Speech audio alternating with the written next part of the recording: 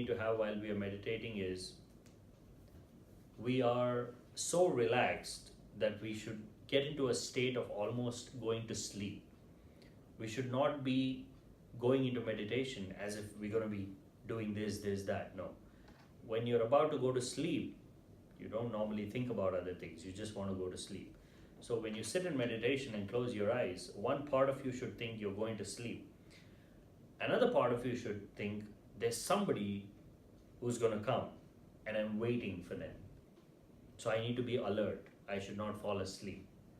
So there's a balance. There's a balance between relaxation and alertness. Initially, the balance will be tilted. Sometimes you're so relaxed that your alertness goes away and you fall asleep. Sometimes you're so alert that your relaxation goes away and you are too disturbed. So you have to know in which state of mind you're in when you sit in meditation. If you think that you are becoming scared, afraid, there are too many thoughts, then you need to try and relax yourself. You need to focus on a single point on your body, try and relax. But if you feel that you're falling asleep, you're just relaxing too much, become alert. So it's just like driving. When you know that you're accelerating too much, let go of the accelerator and apply the brakes. When you know that you're pushing too hard on the brakes, let go of it and push on the accelerator. Do you think it might be helpful for her to start out doing a candle, watching a candle? If you are afraid to begin your meditations with eyes closed, you can actually keep a candle and you can look at it. Okay.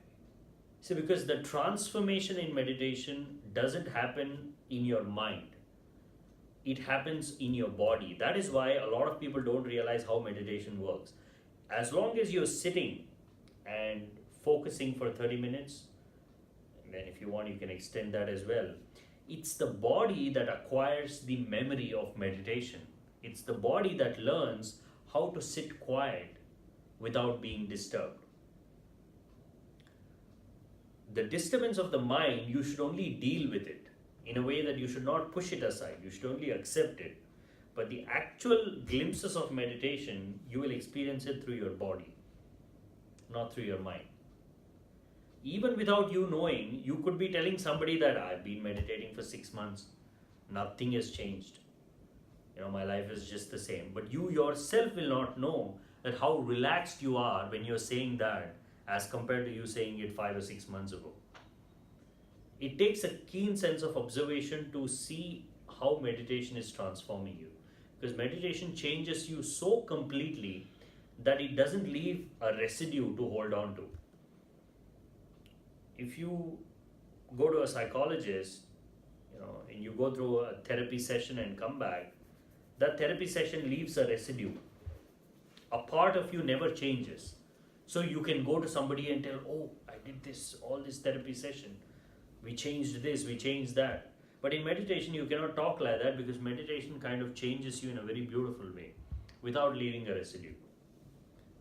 So if you want to really talk about your meditation, then that's very difficult. You got to find a different subject. Meditation is something that you do for yourself, for your own spiritual growth. You cannot really talk about it much. And also you cannot, keep putting the same meditation picture on Facebook every day. Mm-hmm. Today I meditated. It's a boring hobby. See, that's why people find it boring because, young people or anybody, they find meditation boring because they want to talk about everything.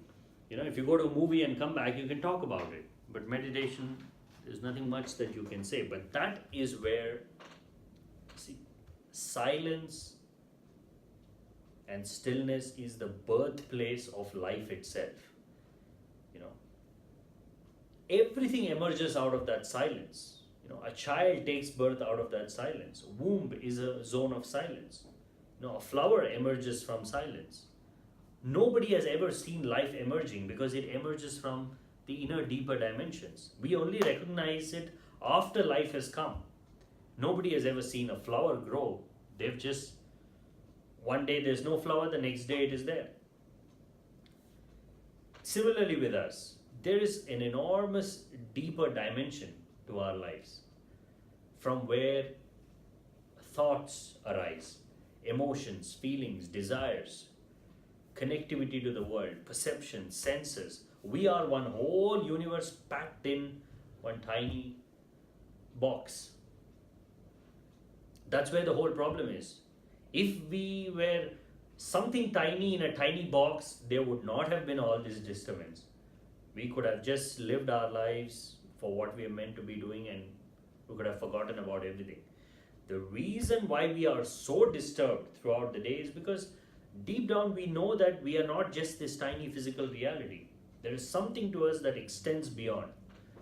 That's why we see the pain and suffering of other human beings, other creatures, because there's a part of us that extends to them, and there's a part of them that extends to us. We are all one organic unity. We're all, leaves on the same tree. It's just that we have our individual identity, but the nourishing tree, the spiritual tree, is the same.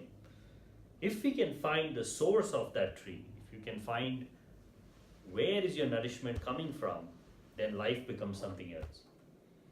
Then it's not going to be running around, it's going to be experiencing different things that is happening in life without seeking anything. Experience for the sake of experiencing.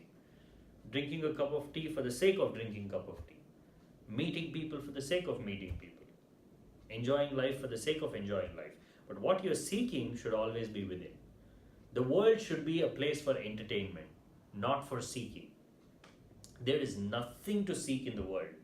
You go all the way from here to India. I mean, I myself have come from there. There's nothing there. It's another place. There's no one place that is spiritual. Spirituality is where a seeker is. It's not a land, it's not a country, it's not some history, it's not chemistry, geography, nothing. If you're seeking, you're spiritual. That's all. Keep searching. Let's keep practicing. We'll discuss more methods, more techniques. Next session we meet. Hopefully we can encourage a few more people to come. Because there's so much to this. I mean, I've just started. It's a wonderful journey. It could be a nice gathering of people to talk about all this.